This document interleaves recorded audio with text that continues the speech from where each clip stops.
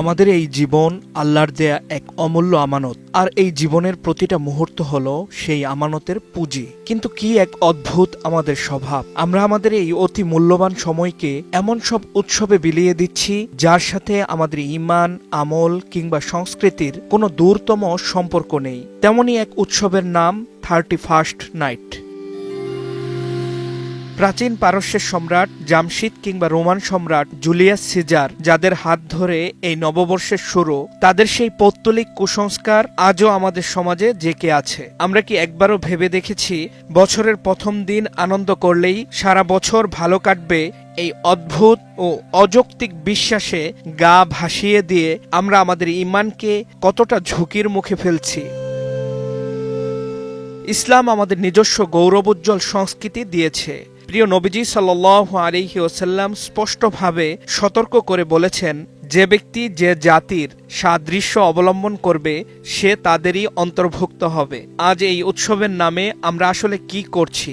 একদিকে বিজাতীয় সংস্কৃতির নির্লজ্জ অনুকরণ, অন্যদিকে মহান আল্লাহর হুকুমের চূড়ান্ত নাফরমানি। এই এক রাতে গান বাজনা, মাদক আর অশ্লীলতার যে ভয়াবহ সয়লাব বয়ে যায়, তা কি আমাদের তরুণ প্রজন্মকে তিলে তিলে ধ্বংসের দিকে নিয়ে যাচ্ছে না? যে সময়টা হওয়া উচিত ছিল আত্মসমালোচনার, সে সময় আমরা মত্ত হচ্ছি উন্মাদনায়। একবার চোখ মেলে দেখুন তো, যে রাতে আপনি কোটি কোটি টাকার আতশবাজি আর ফানুস উড়িয়ে আকাশ রাঙাচ্ছেন, সেই একই রাতে কনকনে শীতে আপনারই ঘরের পাশে কোনো অসহায় মানুষ এক টুকরো গরম কাপড়ের অভাবে কুঁকড়ে পড়ে আছে। আপনি যখন উল্লাস করছেন, তখন বিকট শব্দের আতশবাজিতে কোনো মুমূর্ষ রোগী বা নিষ্পাপ শিশু আতঙ্কে নীল হয়ে যাচ্ছে। পবিত্র কোরআন আমাদের সাবধান করে বলছে, অপচয়কারী শয়তানের ভাই। আমাদের এই আনন্দ কি তবে অন্যের জন্য অভিশাপ হয়ে দাঁড়াচ্ছে না? এই কি তবে আমাদের মনুষ্যত্ব? একটি নতুন বছর আসা মানে আপনার জীবন থেকে একটি বছরের পাতা ঝরে যাওয়া। কবরের দিকে আমরা আরও এক ধাপ এগিয়ে গেলাম।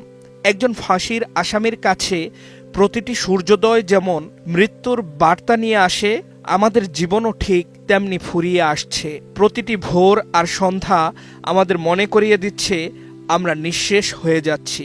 হযরত আব্দুল্লাহ ইবনে ওমর রাদিয়াল্লাহু তাআলা আনহুমা বলতেন, সন্ধ্যা হলে সকালের অপেক্ষা করো না, আর সকাল হলে সন্ধ্যার অপেক্ষা করো না, কারণ তুমি জানো না আগামীকাল তোমার নাম জীবিতদের তালিকায় থাকবে নাকি মৃতদের।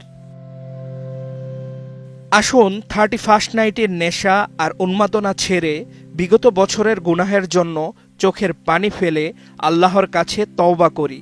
নবীজি সাল্লাল্লাহু আলাইহি ওয়াসাল্লাম এর সেই অমর বাণী মনে রাখি, বুদ্ধিমান তো সেই ব্যক্তি যে নিজের হিসাব নেয় এবং মৃত্যুর পরের জীবনের জন্য কাজ করে।